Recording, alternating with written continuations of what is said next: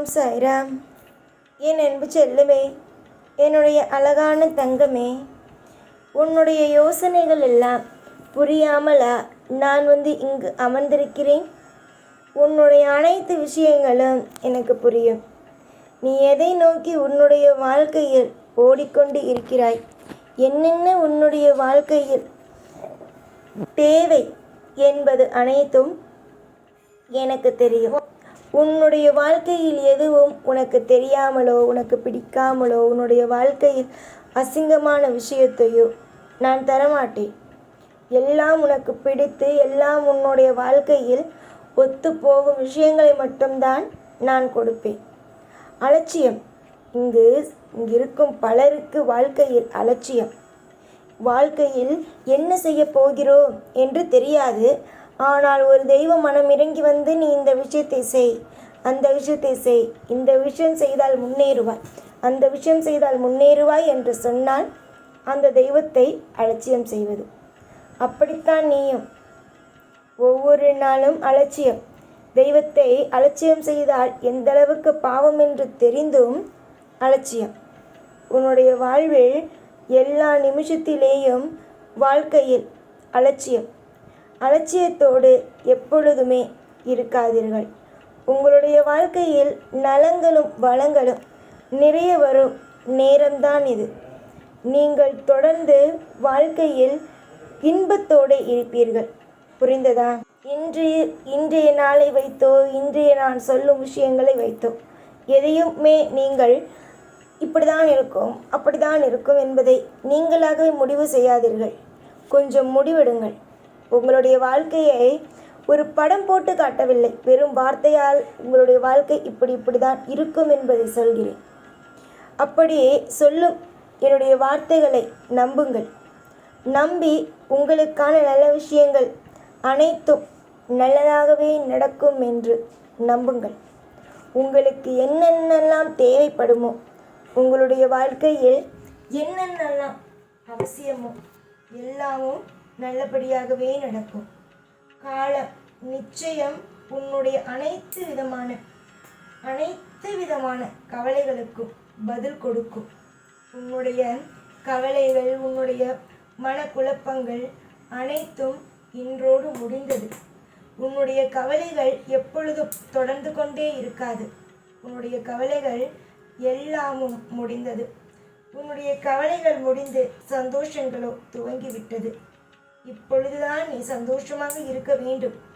ஆனால் நீ என்ன செய்கிறாய்? எல்லா விஷயத்தையும் போட்டு பயந்து நடுங்கி வாழ்க்கையில் நீ தோற்றுவிடுவோம் என்று நம்புகிறாய். தோற்பவன் எப்படி தெய்வ பக்கத்தில் இருக்கும்? ஜெயிப்பவனுக்குத்தானே பக்கத்தில் இருக்கும். கெட்டவன் பக்கத்தில் எப்படி தெய்வம் நிற்கும்?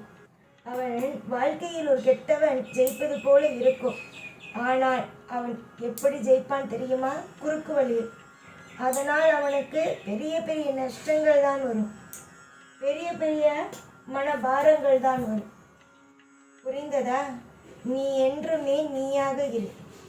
என்றுமே உன்னுடைய வாழ்வில் இன்பங்களும் உன்னுடைய வாழ்வில் ஒவ்வொரு நாளும் பலவிதமான மாற்றங்களும் கிடைக்கத்தான் ஏற்பாடுகள் அனைத்தையும் செய்துவிட்டேன். ஏற்பாடுகள் அனைத்தும் நல்லபடியாக நடத்தி உன்னுடைய வாழ்க்கையில் உன்னை செழிப்பாகவும் அற்புதமாகவும் நடத்தி உன்னை வாழ வைப்பேன். எதற்கும் கவலைப்பட வேண்டாம்.